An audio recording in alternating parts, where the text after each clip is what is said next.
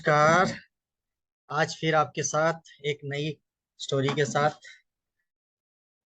एक बार एक बूढ़े आदमी ने अफवाह फैला दी अपने गांव में कि उसके पड़ोस में रहने वाला एक नौजवान आदमी चोर है। अब अफवाह तो अफवाह होती है। यह बात एक से दूसरे के पास, दूसरे से तीसरे के पास, ऐसे करते करते करते पूरे गांव में फैल गई। और गांव में अब फैल गई, आसपास के लोग अब उस नौजवान से बचने लगे। हर बार उसको संदेह की दृष्टि से देखने लगे। उससे बातचीत भी कम करने लगे, सब दूरियां बढ़ाने लगे।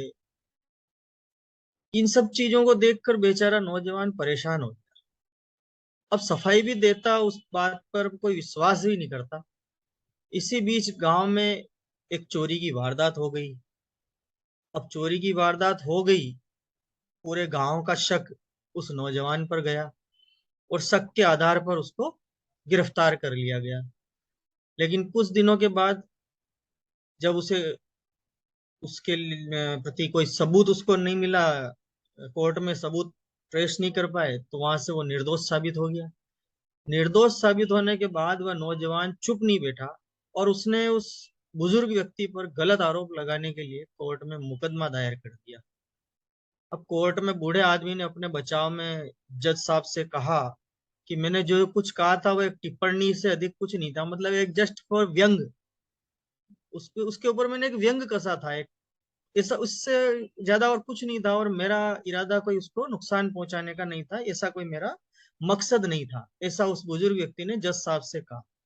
तो जज साहब ने उस बूढ़े आदमी से कहा, आप एक कागज के टुकड़े पर वो सारी बातें लिखो जो आपने उस नौजवान के बारे में कही थी, और जाते समय उस कागज के टुकड़े टुकड़े करके घर के रास्ते पर फेंक दें, और कल फैसला सुनने के लिए कोर्ट में हाजिर हो जाएं। बूढ़े व्यक्ति ने जैसा बोला वैसा किया। अगले दिन जज साहब ने बूढ़े आदमी से कहा कि फैसला सुनने से पहले आप बाहर जाइए और उन कागजों के टुकड़ों को जो आपने फेंके थे कल, इकट्ठा करके लेके आइए। अब बेचारा क्या करता। बूढ़े आदमी ने कहा कि जज साहब, मैं ऐसा नहीं कर सकता। उन टुकड़ों को तो हवा कहीं से कहीं उड़ा कर ले गई होगी, और अब वे मुझे कहाँ मिलेंगे? बिल्कुल मिल नहीं सकते। मैं कहाँ कहाँ उन्हें खोजने जाऊंगा? तो जज साहब ने कहा, ठीक इसी तरह एक सरल सी टिप्पणी, एक छोटा सा व्यंग भी किसी का मान सम्मान उस सीमा तक नष्ट कर सकता है जिसे वह व्यक्ति किसी भी दशा में दोबारा प्राप्त करने में सक्षम नहीं हो सकता।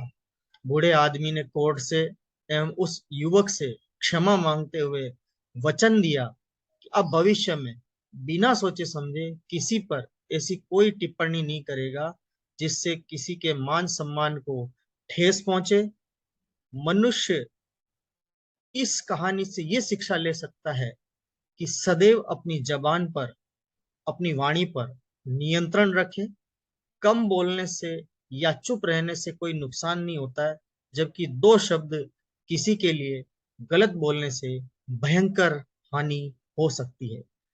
आज की कहानी आपको कैसी लगी, जरूर कमेंट्स में लिखिएगा, और ज्यादा से ज्यादा शेयर करें, लाइक करें, और इसी तरह की कहानी को आगे सुनने के लिए इस चैनल को सब्सक्राइब करते रहें।